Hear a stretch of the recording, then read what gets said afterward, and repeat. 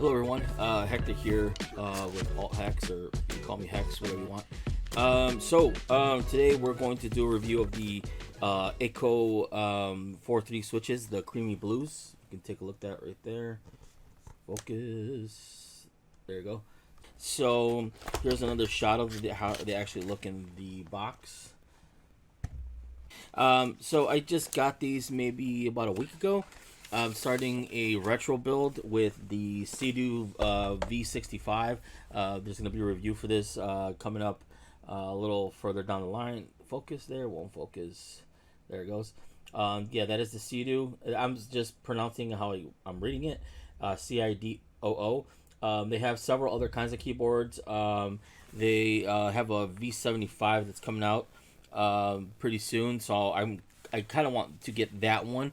Because I don't mind the F keys, the F1 keys on top, but that one will have the similar switches. These are creamy linears, so I'm kind of really excited to. I actually know what they're called. I'll have to look that up. I'll look it up in the review. But what I'm trying to say is that they're really nice and creamy kind of typing experience. They're very, very nice, but they're linears.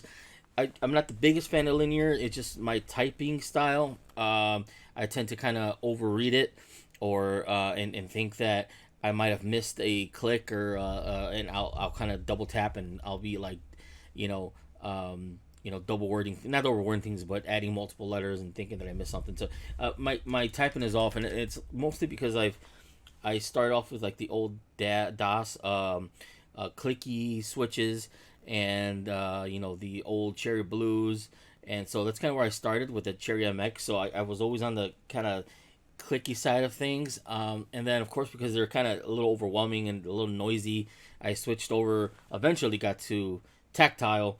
The linear ones I try linear, and people love the very nice stocky sound and feel. It's not my thing. It feels like I'm not typing anything. Like I like a little pushback, so I've kind of stuck with tactiles, and I've tried different tactiles. I tried a whole array of them. I can go into it later on, but these were very budget friendly. I believe right now they're even cheaper. They're like less than $12 for like a case of, I think it's 40. And so I bought two sets because no keyboard is really 40 switches, or has 40 switches, and so even the smaller ones usually go a little higher than that, I guess, depending on what you're looking at. But for most folks, standard QWERTY keyboard, at the minimum 60%, 65% is usually where people you tend to stay above. I like 65 and up, and so I had to get two sets, but I'm hearing good stuff about these. I've already opened them, but I kind of want to unbox them with you and kind of show you what's inside, how they sound. I'm gonna break the switch open, and then you can kind of take a look and see, what's inside, right? How it looks, what kind of spring it has, whatever the case may be. But yeah, these seem pretty cool. I'm kind of excited. I'll go ahead and I'll give you a description once I'm breaking it down, and I'll talk to you then. Alright guys, so let's get started here. So here's the box. It originally came in a kind of plastic sleeve. It didn't really do much for the packaging. It was kind of open on one end, closed on the other. It was, I guess, just it wouldn't slip out. Nonetheless, though, each side has kind of a little exit, so either way it could have slipped out. So it just packaging purpose, I'm assuming. So I didn't even decide to keep it on here. But anyway, so here's the box. It's fairly nice. I mean, I've seen some switches have come in like, plastic bags, right? So I mean, this is a little step up from what you're usually used to from third party. Well, technically at this point, almost everybody's third party when it comes to Cherry MX, but some would beg to differ, right? So another here, nice little Akko logo, little skull heart kind of shaped logo with like headset. Reminds me of skull candy, kind of. A little strange, maybe. a little of a copycat, I guess, but I mean, who cares? So let's open them up. So here you go. Very typical nowadays to get them all kind of aligned nicely with a plastic cover, so they don't move around, toss around, get damaged. I believe there's 40. I'm not 100% sure. I'll put the actual number down here on the right if I'm off. But I bought two sets, right? Because I'm gonna update or mod, if you want to call it a modification. I see you do V70 V65, the retro looking version. I know there's another one that's slightly different.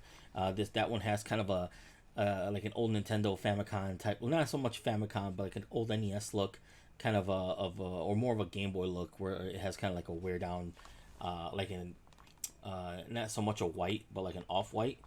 But anyway, let's get these out of here. Move that out the way. So again, here is the packaging, very neatly put together, so it's not gonna just fall out of here and make get them tossed underneath a desk or something, which I've had before. I've found switches underneath carpets before. Like in my office, I have a big old carpet. I have multiple desks, so I started doing some cleaning, and all suddenly there's a switch. As a matter of fact, I think I found a keycap the other day. I put it in one of my cabinet drawers here. All right, so here's a little closer look at the switch. At the switches, actually. So, but here are the specs. If you want to take a look real quick, all the aspects of the switch. So, of course, cream blues or creamy blues, tactile, and all the other switch features, along with the force travel diagram here, which is pretty neat. I mean, you don't get that a lot. I know in the Amazon description you can actually see this map beforehand, so you can kind of make a decision based off of that. I'm pretty sure they also have yellow versions. I think they're identical. I kind of regret not buying one of each, so I can kind of have multiple colored ones in the retro build, just for kicks, just so I can have both of them in hand. But let me take one of these out here. So see if I can get this to focus. All right, so here's the switch. Nope, won't focus. All right, maybe if I hold it like this. I got a better idea. Let's do this number. Let's see if it'll focus. Oh, it almost did right there. Okay, there it goes. So it's a very, very pretty switch. It has a baby blue polycarbonate at the bottom, with a see-through on top, and here is how it sounds. So I think these have some factory lube. They're not. I don't know if you would want to lube them. I'm not going to, unless I feel that there's too much of a off noise once they're installed. I might take them out and redo them. They're pretty. They're actually 3-pin. They're not 5-pin.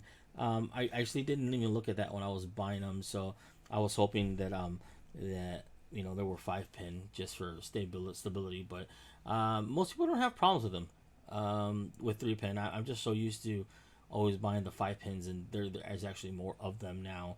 So almost by default you get 5-pin, but I didn't take a look. Anyways, I'm still gonna put these in. I mean, once they're clicked in, they shouldn't move around. But also it's a really nice build. I've tried other switches that just seem very, very, very kind of chintzy. Here the connections here are super sturdy and thick. They're not very they won't bend easily. I've bought some other switches from AliExpress where these connector pins are super loose, or they're very thin, that once you try to get them inside the keyboard, they kind of bend easily and you have to kind of keep trying, and sometimes the connection breaks, and it's just a nightmare sometimes. But while I got these through Amazon, I'm pretty sure they're not local. Obviously they're Chinese market switches, third party. Most are, unless there's even the folks that make their own here in the United States, and then they're manufacturers and production usually coming out from China, right? Or it's a collaboration with a company from overseas, which, I mean, in a sense doesn't matter. You just got to be careful when you buy them on AliExpress, because you might not always get the best quality, right? It's a lot easier to fall into a situation where you can't return things. Like I've had situations where I've gotten like damaged keycaps, and I've got them replaced super easily. But there's been other situations where something was missing, or and they just keep repeating that they send it, and it's a lose battle. Something can go wrong, and AliExpress is not very good at giving refunds or running through a dispute. You're likely going to lose the battle, or they'll just keep ignoring you after a certain amount of time. I just I kind of just bit the bullet and let it go. It was like a $7 item, but nonetheless, just be careful. I rather go through Amazon at some points, just because if they're available, even if it's a few dollars more, just because I know I can easily return them and get an automatic refund, and I don't have to deal with all the headaches of like AliExpress. So I'm gonna go ahead in a second and open this. So just give me one moment. All right, guys. So I quickly realized that this ain't the right switch opener. Actually, I have other ones, but at this time I don't have them in hand. So I'm gonna do it kind of janky here, but it's actually fairly simple. It has a little, just kind of little tab you just pull up, and then just kind of there you go. So you do the same on the other side. Just be careful with the pins not to bend them, and here we go. Gotta be careful with the with the spring so it doesn't fly out. There you go. So here again, here's the top of it. Has that nice little kind of clarity to it. You can get a lot of light will shine through there. It looks a little shiny. It looks like it's slightly lubed, very minimal. And we have the spring inside, right? Of course. But of course, here's the bottom of the polycarb, right? Plastic here. Here, I'll give you some specifications. So again, these are V3 generation switches from Akko. Long pole stem, right? There are 38 GFs of tactile, and what I like about these is that they have a nice little LED slot straight through there. Some keyboards come with actual LED like enhancers that you can click on. I actually the Cedo 6 V65 comes with those LED kind of enhancers, right? So these are perfect if you kind of want extra light coming through. I don't care as much for it. I usually keep my RGB down to just like a solid white. I like having the option, so I usually try to get keyboards that have RGB. Most of them do now, but this is this is the entire switch. It's really well made, very sturdy. This it's not rattly. I've dealt with other ones that have these kind of rattle a little bit, or they're not inserted correctly, and you have to kind of reinsert them. This is a very nicely well manufactured. I get a very light lube. You might want to do it like the spring doesn't really have any lube at all, right? So you might want to kind of go through these if you're kind of a perfectionist and you want to make sure that everything's nicely lubed. I did that with my Fecker Alice 80 keyboard keycaps, and I mean not keycaps. I'm sorry, switches. I'll go over that later on down the line. That's already built, so I don't really have to go through it. I'll just break down the board and the actual keyboard and how it's put together. But yeah, that's basically all of it in a nutshell. They sound very nice. You might need a little lube in there. They're not too noisy. They don't rub against too much against the edges. It doesn't make too much of a hollow sound, but a little lube might kind of silence them a little bit further and give you a better clack when you're hitting out on the keycaps. It also depends on the keyboard as well. If it's like made out of aluminum or plastic, or how hollow is it inside, right? That's gonna help the sound. I like to tape my boards. I sometimes add a foam depending on what it is, but I like to sometimes kind of keep it natural in the sense. Keychron keyboards have given me kind of a problem. They're plastic ones. They're just very noisy. While Fecker, even though it's a plastic polycarbonate frame, they sound very nice and talky. They don't sound cheap, right? Those keyboards sound great. So I'm pretty surprised that certain keyboards that are cheaper sound better than the more expensive ones. But it just goes to show you that there's a good variety of keyboards out there and switches, and there's a lot of combinations you can kind of put together and come up with something that you like. But yeah, that's pretty much it. So again, these are as far as I know, the creamy yellows are identical. And I'm kind of pulling it up now here on Amazon, and they seem to be no, actually they're slightly different. Their operating points and reset points are slightly higher. Their force diagram is slightly different. So it'd be nice to one day try those out. Maybe I can get a couple of them and check them out. I usually, you can't, I can show you this all day, right? But it really won't make a difference until you're actually testing it inside an actual keyboard. Like I said, the next video coming up is going to be of the C2 V65 with these switches specifically, right? And then thereafter, I'll be kind of going over a few other things that I'm going to be using, keycaps and thereforth. And I'll probably get the yellows and see if I can try them out on a newer keyboard I'm going to get soon. Again, I'll try out some linears. I'll review some linears because I have some linears, but most of the ones that I usually look at are tactile. So, but that's it. You can actually get these right on Amazon for $11.69, and actually these are 45 switches, not 40. So you get 90 if you buy two of them, right? So you're likely still gonna need two. So you're looking at an easy, just $25 with the tax. That's like about 25 cents, 26 cents a switch. That's crazy cheap. Usually when you're paying that low for a switch, and you're usually getting it from like AliExpress, and they're usually kind of iffy. These are really well made. Like I said, the polycarbonate is very sturdy. Everything is very sturdy. They feel magnificent. You're not gonna get much of a sound test other than what I'm showing you now here, and I'm gonna go put it by the mic.